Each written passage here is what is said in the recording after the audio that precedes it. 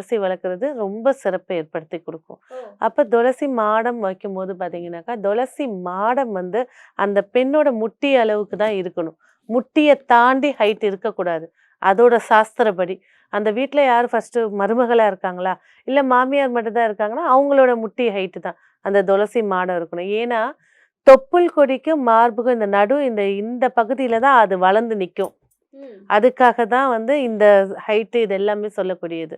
அப்ப அந்த துளசி மாடத்த வச்சுட்டு, அந்த துளசி மாடத்துக்கு மஞ்சள், குங்குமம் வைக்கணும்.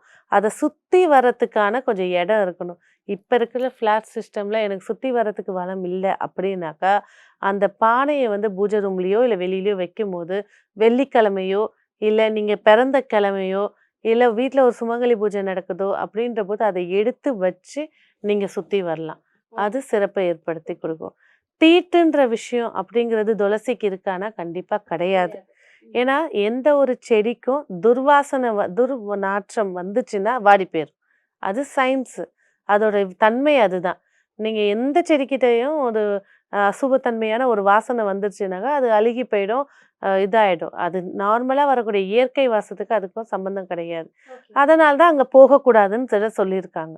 அப்ப துளசி செடின்னு எடுக்கும்போது, ஃபர்ஸ்ட்டு வீட்ல எடுத்துட்டு வந்து வைக்கிறோம்.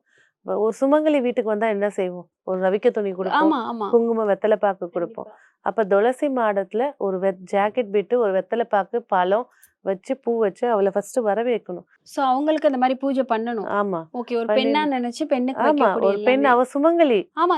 சில துளசி மாடத்துல பார்த்தா கண்ணாடியே இருக்கும். ஆமா. கண்ணாடி வச்சிருப்பாங்க. அந்த கண்ணாடிக்கு முன்னாடி நீங்க சொன்ன அந்த கண்மணி, வளையலு வளையலு, எல்லாமே மருதாணி, ஆமா. சீப்பு, கண்மை எல்லாமே ஒரு தட்டுல வப்பாங்க. ஒரு ஜாக்கெட் பிட்டோட. சோ அது அவ ஒரு பெண்ணுங்கிறனால அப்படி வைக்கிறாங்க. ஆமா. அவ ம். வந்து பெண்ணு. நித்திய சுமங்கலி அவ. ம். ஸோ, அவளுக்கு இதெல்லாம் வச்சுட்டு, வலம் வந்துட்டு நமஸ்காரம் பண்ணுவாங்க. கொஞ்சோண்டு தண்ணீல வந்து கொஞ்சம் மஞ்சள கரைச்சு, அவளுக்கு அபிஷேகமும் பண்ணுவாங்க. குங்குமமும் வைப்பாங்க. அப்ப அவ நெறஞ்சு உட்கார்ந்துருக்கான்னு அர்த்தம். ஒரு அம்பாள் வந்து அப்படியே நிறைவோட உட்காரும்போது நம்மளுக்கு எவ்வளோ சந்தோஷம் இருக்குமோ, அந்த மாரியான விஷயங்கள ஏற்படுத்தி குடுக்கும்.